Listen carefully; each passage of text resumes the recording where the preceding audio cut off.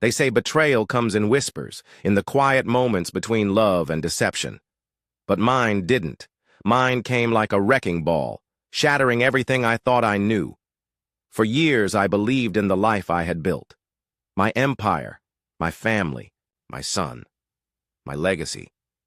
I had worked for it, bled for it. And then, in the span of a single conversation, it was gone. Because the truth was, my wife had never really been mine, and neither was my son. I had everything a man could want.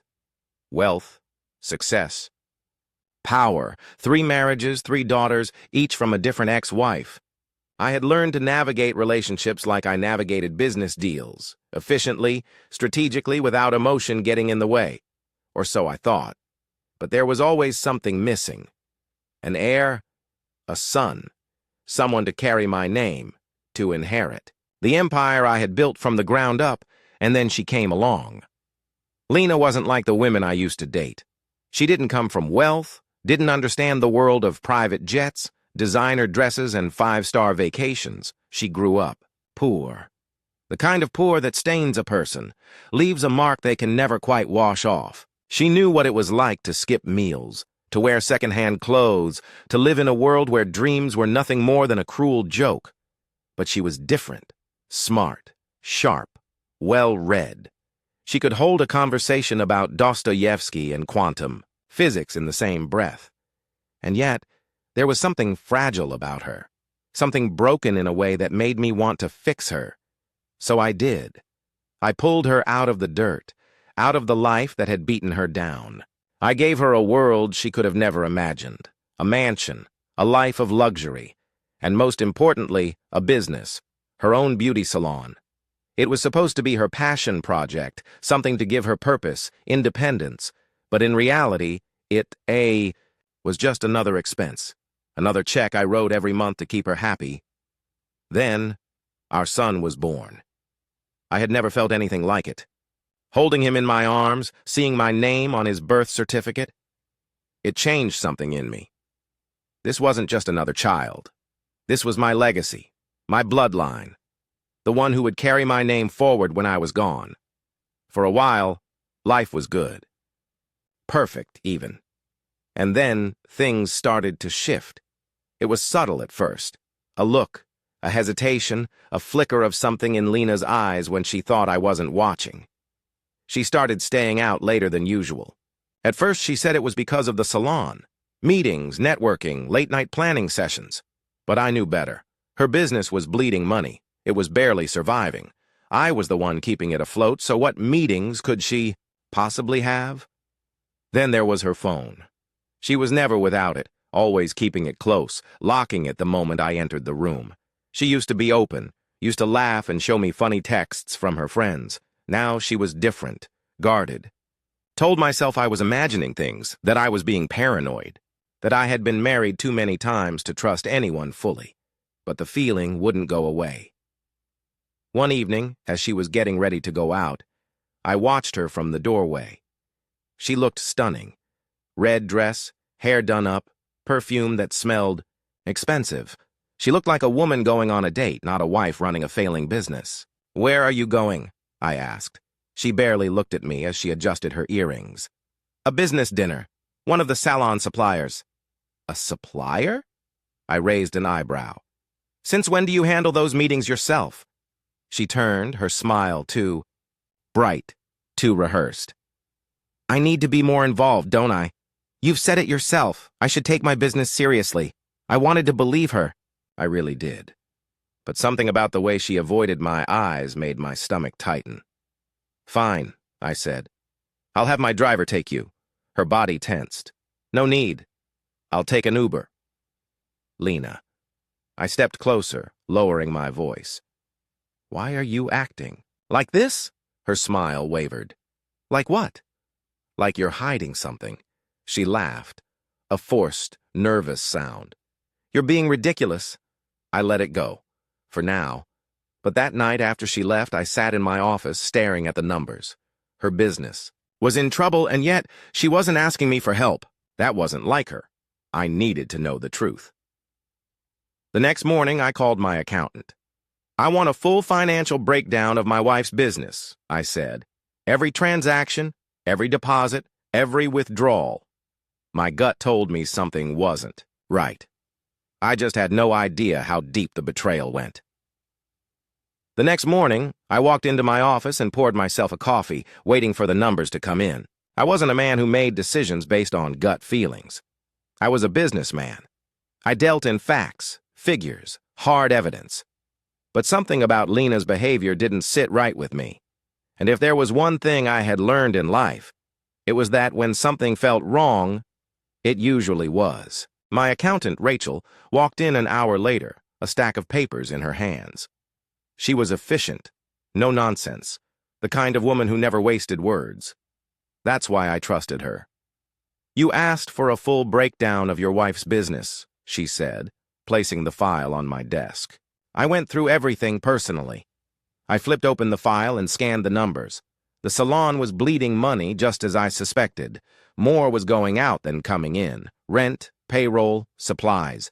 It was operating at a loss, month after month. But one number caught my eye. A recurring payment.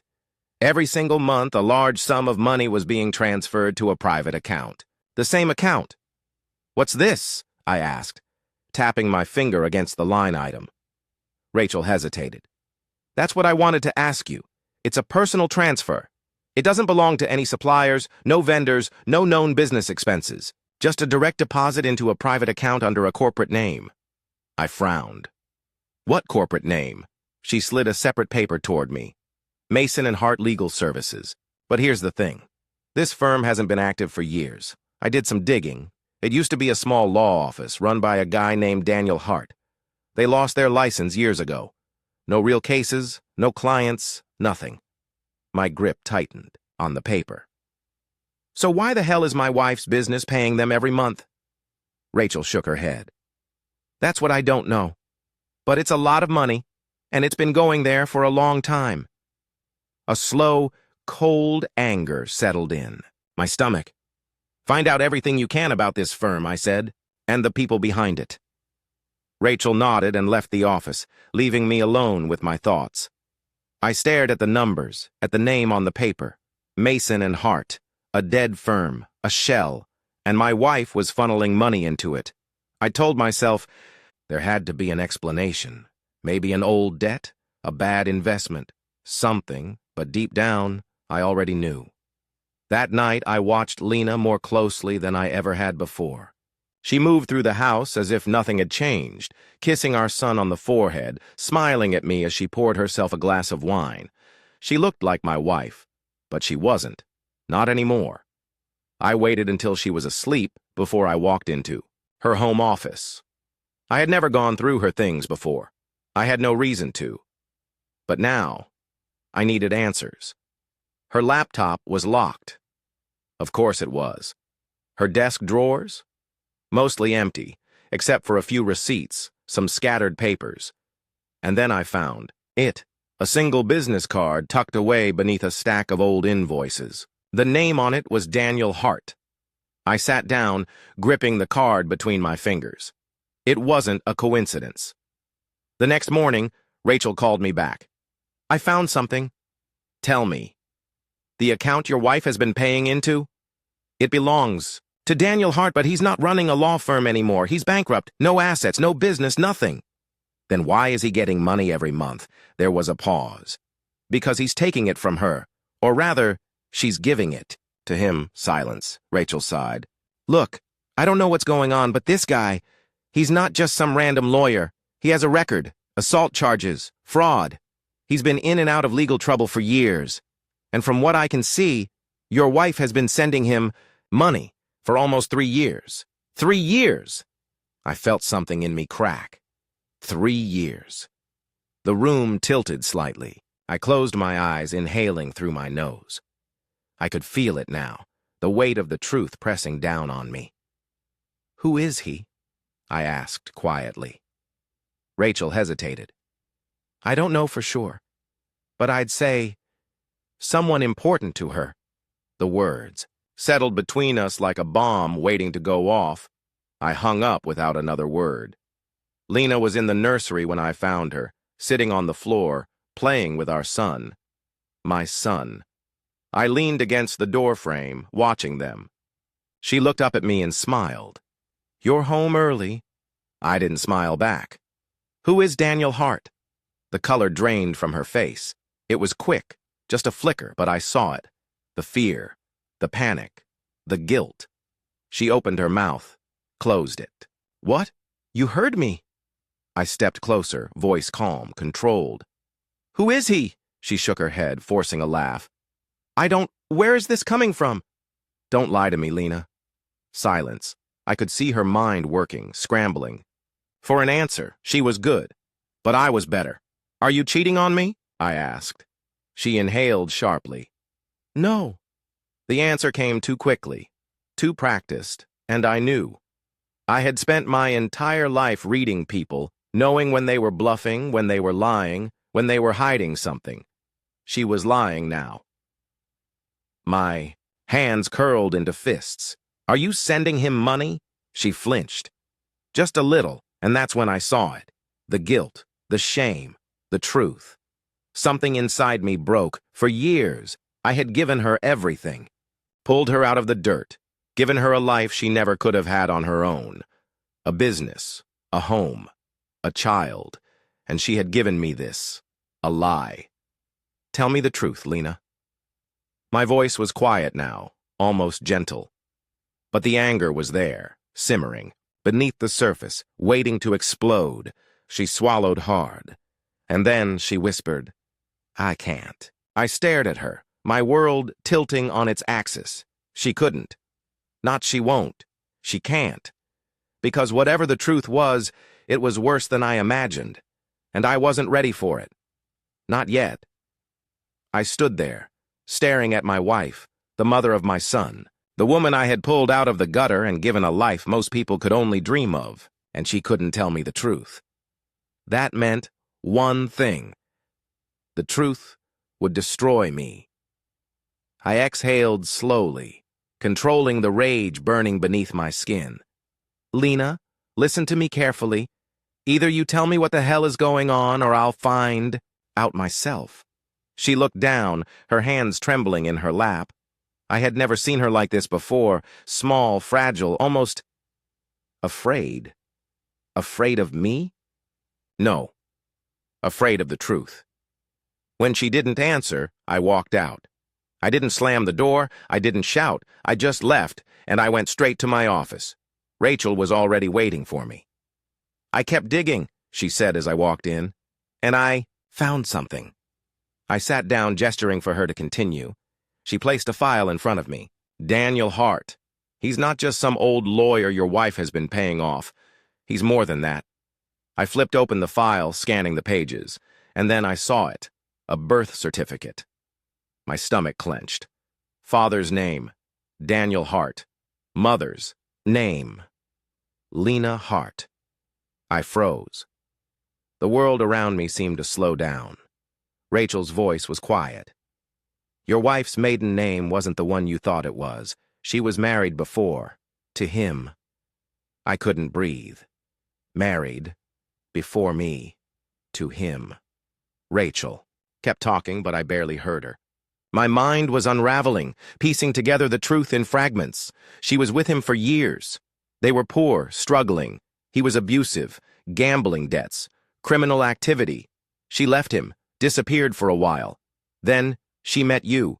My hands clenched into fists. "So why is she paying him?" I asked, my voice hollow. Rachel hesitated. And then she said the words that shattered me. "Because he's the father of your son." Silence. I stared at her, at the paper in front of me, at the name next to my son's birth date. My stomach twisted, violently, nausea rising in my throat. "No," I whispered. The words barely registered. My mind was rejecting them, my body shutting down. "No, no, no!" I shot up from my chair, knocking over the glass of water on my desk. I didn't care. I grabbed my keys and walked out, barely aware of Rachel calling after me. I drove home on autopilot.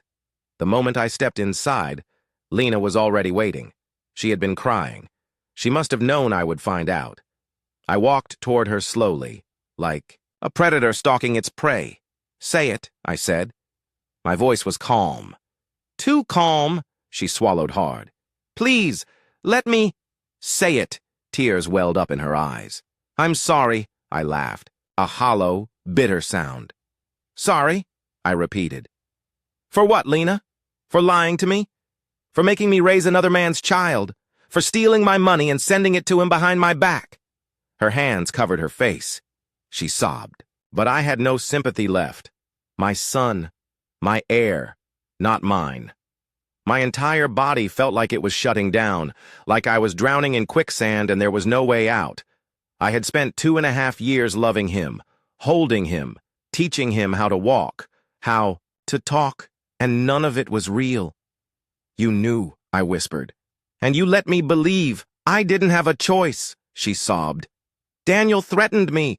He said if I didn't send him money every month, he would go public. He would tell the world the truth and ruin you. He said, I don't care what he said."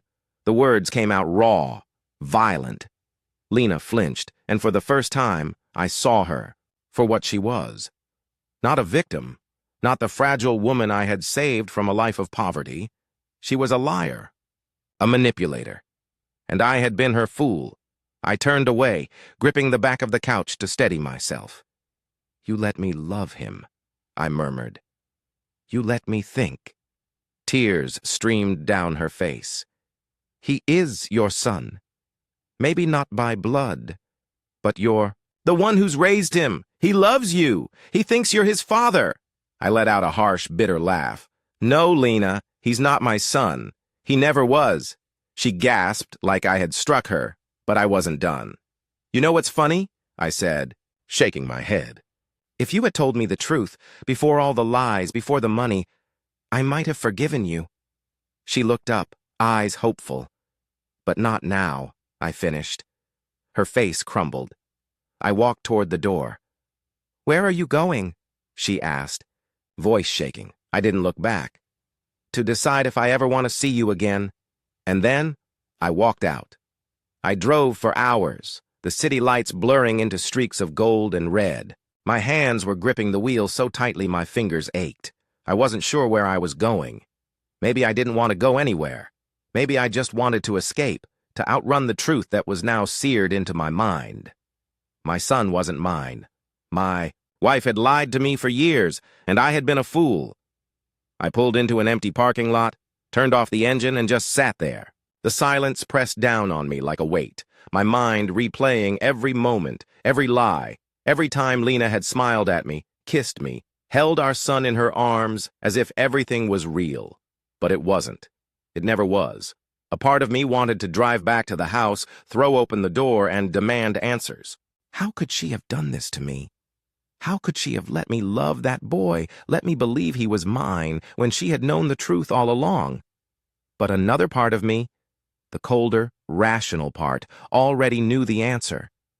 She had done it because it was easy, because it was convenient, because she had needed a way out of her old life, and I had been her perfect escape. She had let me save her, and I had been too blind to see the trap I was walking into. I let out a slow breath, staring at the darkened skyline. What the hell was I supposed to do now? The house was quiet when I finally returned. I expected Lena to be waiting, to beg, to cry, to try and make me understand. But she wasn't. Instead, I found her sitting in the nursery, rocking her son to sleep. She didn't look up when I entered.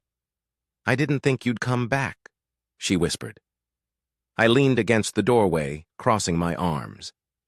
"Neither did I." Silence stretched between us. Then finally she spoke. "I know you hate me." I didn't answer. She turned slightly, just enough so I could see her face. She looked different, tired, defeated. "I never wanted to hurt you." I let out a harsh laugh. "That's funny, because you did a damn good job of it." She flinched but didn't argue. I stared at her, at the way she cradled the child I had thought was mine, and felt something shift inside me. Anger, resentment, betrayal. They were all still there, burning beneath my skin. But there was something else, too.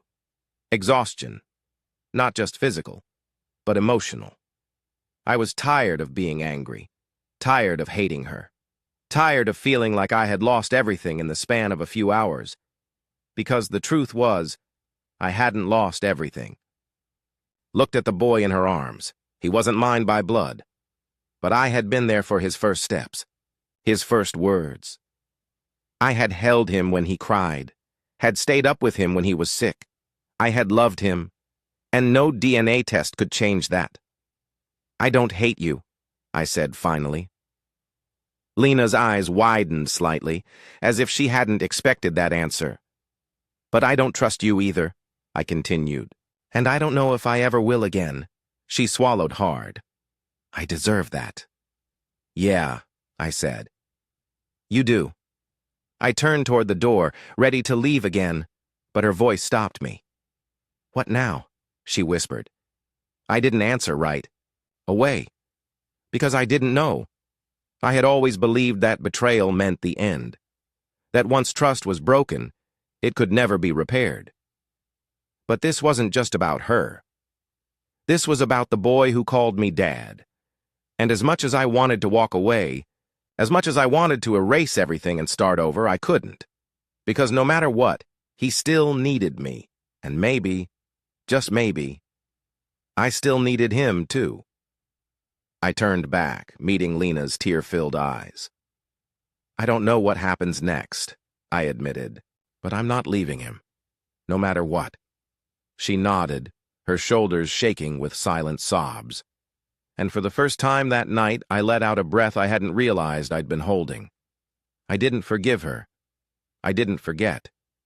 But I stayed, because love wasn't about blood. It was about who showed up. Who stayed. Who chose to be there, even when everything fell apart. I didn't know what the future held. But I knew one thing. I wasn't going to let my son, grow up without a father. Even if it meant staying in a broken home. Even if it meant learning to live with a truth that would haunt me forever. Because in the end, it wasn't about me. It never had been.